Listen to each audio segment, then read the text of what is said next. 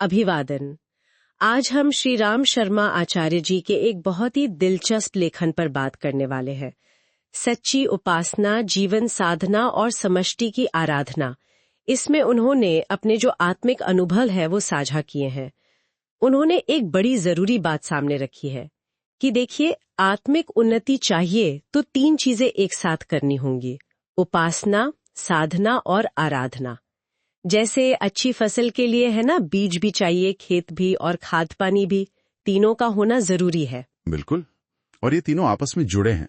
उपासना यानी जुड़ाव, साधना मतलब अनुशासन और अभ्यास, और आराधना मतलब अपने विकास को सबके भले के लिए इस्तेमाल करना। पर लेखक सबसे पहले जो आम धारणा है उपासना की, उस पर सवाल उठाते हैं। हाँ, ये कि भाई पूजा पाठ कर लिया, कुछ फूल फल चढ़ा दिए, आरती कर ली, बस हो गई उपासना। हाँ, मतलब लोग सोचते हैं कि बस इतना काफी है, भगवान को कुछ दे दिया, थोड़ी तारीफ कर दी और वो खुश।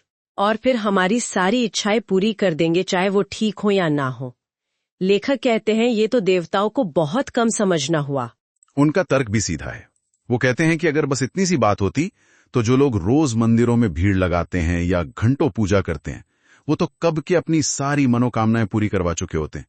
पर असलियत में ऐसा दिखता तो नहीं है ना? सही बात है, नहीं दिखता। तो फिर सच्ची उपासना है क्या उनके अनुसार? मतलब क्या है इसका? उनके हिसाब से उपासना का जो शब्द है उपासन, उसका मतलब है पास बैठना। पास बैठना? शारीरिक रूप से? नहीं, सिर्फ शारीरिक नहीं, ये है भावनात्मक और आत्मिक नजदीकी। जैसे दो बहुत गहरे दोस्त होते हैं ना, बिल्कुल एक जान, वैसा भाव। और इसका जो केंद्र है वो है समर्पण। समर्पण? अच्छा, इसको कैसे समझाया उन्होंने? कोई उदाहरण? हाँ, कई दिए। जैसे उन्होंने कहा कि ईंधन जब आग के पास जाता है तो वो खुद आग बन जाता है, आग ईंधन नहीं बनती। या जैसे कोई गंदा नाला नदी में मिलता है तो वो पवित्र हो जाता है, नदी गंदी नहीं होती। अच्छा, हाँ, ये बात तो सोचने वाली है। भगवान भक्त के हिसाब से चलेंगे। अरे, ये तो पूरी सोच ही उलट गई। मतलब हम भगवान को अपनी मर्जी से चलाने की कोशिश ना करें, बल्कि खुद भगवान की मर्जी में ढल जाए। बिल्कुल, यही है आत्मसमर्पण। और लेखक बताते हैं कि उन्होंने खुद गायत्री माता और सविता पिता की उपासना इसी तरह की। अच्छा, क्या अनुभव रहा उनका? उनकी कोशिश ये नहीं थी कि भगवान से कुछ मांगे, बल्कि ये थी कि वो उनके सच्चे पुत्र बन सके, उनके आदर्शों पर चल पाएं। उन्होंने ईश्वर को हर जगह महसूस किया, सर्वव्यापी, बहुत सूक्ष्म, और फिर लगा कि हाँ, उनसे एकाकार हुआ जा सकता है। तो उनकी उपासना में क्रिया से ज्यादा श्रद्धा का महत्व था। हाँ, बिल्कुल, श्रद्धा प्रधान थी।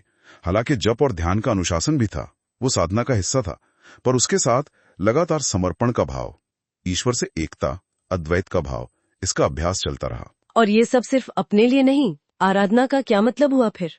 हाँ, वही, इसे सिर्फ अपने तक नहीं रखा। जो भी विकास हुआ, जो भी शक्ति मिली, उसे समष्टि यानी समाज के हित में लगाया। यही आराधना है। तो इस पूरी उपासना, साधना, आराधना, इस पूरी प्रक्रिया का परिणाम क्या निकला उनके अपने अनुभव में? बहुत गहरे अनुभव हुए। उन्हें गायत्री माता का अनुभव हुआ श्रद्धा के रूप में अपने कारण शरीर में, प्रज्ञा यानी सही समझ के रूप में सूक्ष्म शरीर में, और निष्ठा मतलब दृढ़ता वो स्थूल शरीर में। तीनों स्तरों पर, कारण, सूक्ष्म और स्थूल। हाँ जी।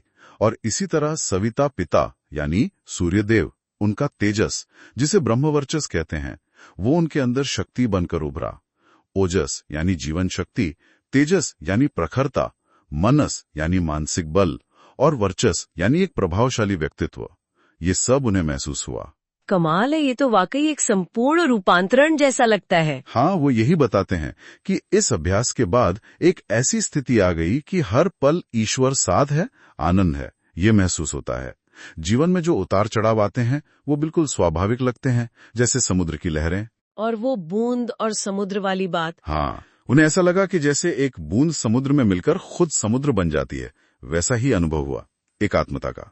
तो अगर हम सार निकालें तो श्रीराम शर्मा आचार्य के लिए सच्ची उपासना सिर्फ बाहरी कर्मकांड तो बिल्कुल नहीं है। नहीं, बिल्कुल नहीं।